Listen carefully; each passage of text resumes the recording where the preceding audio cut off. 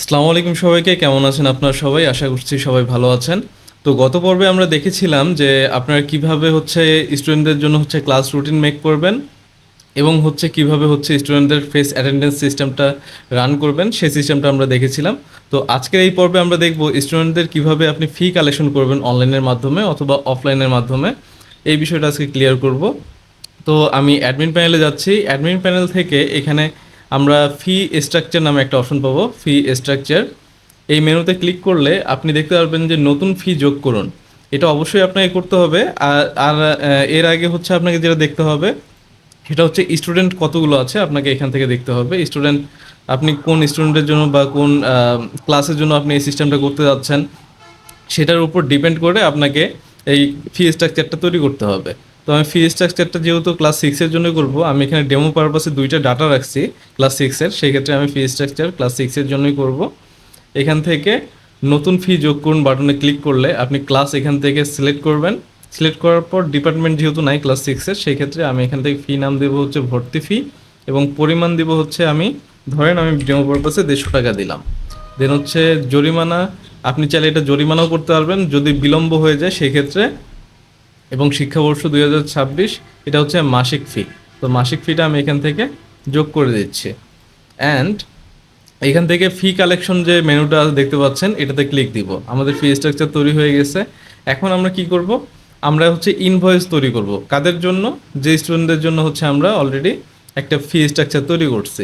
তো ক্লাস সিক্সের জন্য আমরা ইনভয়েস তৈরি করব। এখানে আপনি ফি স্ট্রাকচার দেখতে পারবেন কী ধরনের ফি নেবেন আপনি।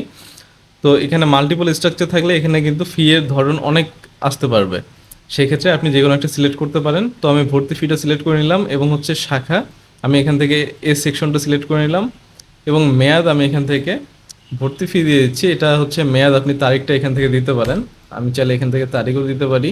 এবং সর্বশেষ তারিখ আমি এখান থেকে দিয়ে দিলাম 31 তারিখ। দেন আমি এখান থেকে ইনভয়েসটা তৈরি করলাম। ইনভয়েসটা তৈরি করা মাত্র এখান থেকে আপনি পেমেন্ট যদি গ্রহণ করতে চান সেক্ষেত্রে আপনি এখান থেকে পেমেন্টও গ্রহণ করতে পারবেন। মানে অফলাইনে অফিস থেকে পেমেন্ট গ্রহণ করার সিস্টেমটা এখান থেকে পেমেন্ট গ্রহণ করুন। তারপর ক্লাস সিলেক্ট করবেন, এ সেকশন সিলেক্ট করবেন, রোল নাম্বার আপনি এখানে দিয়ে দিবেন। যে রোলে পেমেন্টটা গ্রহণ করতে চান অটোমেটিকলি এখানে চলে আসবে। তার বকেয়া কত আছে আপনি চাইলে এখান থেকে তার পেমেন্টটা নিয়ে জাস্ট পরিশোধ করে দিলেন। ঠিক আছে। দেন আপনি বকেয়ার তালিকা এখান থেকে দেখতে পারবেন। ধরেন আমি ক্লাস সিক্সের এই সেকশনটা দেখব, কে কে বকেয়া আছে এখন পর্যন্ত, কে কে আর কি ফি দেয়নি। সেক্ষেত্রে আমি এখান থেকে দেখতে পাচ্ছি যে এখানে ক্লাস সিক্স এ সেকশনে সবাই এখনও বকেয়া পরিশোধ করেনি। তো আমি এখান থেকে আরেকটা সিস্টেম আপনাদেরকে দেখাবো, স্টুডেন্ট লগ ইন প্যানেল থেকে। স্টুডেন্ট চাইলে তার প্যানেল থেকে আপনার এই ফিটা দিতে পারবে। এখন এই স্টুডেন্টের লগ ইন সিস্টেমটা কি? স্টুডেন্টের আইডি কার্ড দিতে হবে, আইডি কার্ড নাম্বারটা এবং পাসওয়ার্ড হিসেবে তার জন্ম তারিখটা এই ফরম্যাটে দিতে হবে। তাহলে সে লগ ইন করতে পারবে এবং সে পরবর্তীতে পাসওয়ার্ডটা চেঞ্জও করতে পারবে। সেই সিস্টেমে এটা করা। সেক্ষেত্রে আমি স্টুডেন্টে যাচ্ছি। স্টুডেন্টের একটা ডেমো আমি এখান থেকে আইডি কার্ড নাম্বারটা নিচ্ছি। আইডি কার্ড নাম্বারটা নিয়ে এখান থেকে আমি এখানে দিচ্ছি। দেন তার পাসওয়ার্ড হিসেবে তার জন্ম তারিখটা আছে, যার কারণে আমি জন্ম তারিখটা দিচ্ছি এখানে। যদি লগ ইন করি দেখতে পাচ্ছেন যে লগ ইন হয়ে গেছে। এখন এখানে দেখতে পাচ্ছেন যে ভর্তি ফি 20 আগস্ট মেয়াদ দেওয়া আছে। দেন আমার এখান থেকে মোট 150 টাকা, বকেয়া 150 টাকা। এখন এখানে লেখা একটা নোটিশ আছে, এখানে এই মুহূর্তে অনলাইনে ফি পরিশোধ ব্যবস্থা চালু নেই, অনুগ্রহ করে বিদ্যালয় অফিসে সরাসরি জমা দিন। এখন এই সিস্টেমটা চালু আছে, আপনি চাইলে এটা অনলাইন মেক করতে পারেন। অনলাইনটা কীভাবে মেক করবেন? এখান থেকে সিম্পলি আপনাদেরকে গত পর্বে আমরা দেখিয়েছিলাম, এর অনেক আগে পর্বে। তো এখানে আমরা দেখিয়েছিলাম যে অনলাইন পেমেন্টটা আপনারা কীভাবে চালু করবেন। সেই ক্ষেত্রে আমাদেরকে যে পেমেন্ট গেটওয়ে যে সেটিংটা আছে এখানে যেতে হবে।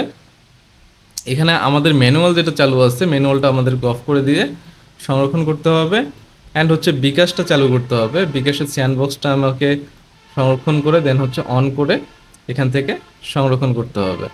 তো সংরক্ষণ করার পর আমরা যদি এই পেজটা একটু রিলোড দেই দেখতে পাচ্ছেন স্টুডেন্ট কিন্তু বিকাশের মাধ্যমে আমাদেরকে পেমেন্টটা করতে পারতেছে। আমরা যদি এখানে ক্লিক করি দেখতে পাচ্ছেন এখানে বিকাশের একটা পপ আপ নোটিফিকেশন চলে আসবে যে আপনার এখানে বিকাশ নাম্বার দিন, দেন আপনার পাসওয়ার্ড দিন, দিয়ে আপনারা, এটা কিন্তু বিকাশের অরিজিনাল মার্চেন্ট অ্যাকাউন্টের আপনার এপিআই অ্যাক্সেস। হ্যাঁ, এটা কোনো প্রকার থার্ড পার্টি অ্যাকাউন্টের না। এটা আপনারা খুব সহজেই হচ্ছে ইন্টিগ্রেশন করতে পারবেন। প্রত্যেকটা সিস্টেম হচ্ছে ব্যাক এন্ডে দেওয়া আছে। তো এই পেমেন্টটা যদি করে দেয়, ধরেন আমি এটা হচ্ছে অফিস থেকে নিব এই জমাটা, আমি যদি এই ফিড কালেকশনটা যদি অফিস থেকে করি, পেমেন্ট গ্রহণে গেলাম, অলরেডি এখানে সার্চ দেওয়া আছে, আমি আবার দিলাম, দেন হচ্ছে পরিশোধ, পরিশোধ কত টাকা, 150 টাকা, ডান। তো আমি এখান থেকে এমনিতে একটা টেক্সট দিয়ে ডান করে দিলাম, ডান হয়ে গেছে। ইনভয়েস চাইলে প্রিন্ট করা যাবে এখান থেকে, হ্যাঁ, এটা হচ্ছে রসিদ, রসিদ হচ্ছে রিসিপ্টটা প্রিন্ট করা যাবে। অ্যান্ড সেই সাথে এখান থেকে হচ্ছে আমরা যদি রিলোড দিই এখন স্টুডেন্টের অ্যাকাউন্টে, এখানে দেখতে পাচ্ছি যে পরিশোধিত, হ্যাঁ, এটা পরিশোধ হয়ে গেছে। অ্যান্ড পেমেন্টের ইতিহাস যদি চেক করি, এখানে সব কিছু পরিশোধ করা আছে। অ্যান্ড রসিদ দেখতে চাইলে এখান থেকে সেও রসিদটা এখান থেকে প্রিন্ট দিতে পারবে। এই হচ্ছে সিস্টেম। তো আজকের পর্ব এই পর্যন্তই, আগামী পর্বের জন্য অপেক্ষা করুন। আর অবশ্যই চ্যানেলটাকে সাবস্ক্রাইব করবেন এবং ভালো লাগলে অবশ্যই পাশে থাকবেন। ধন্যবাদ সবাইকে। আসসালামু আলাইকুম।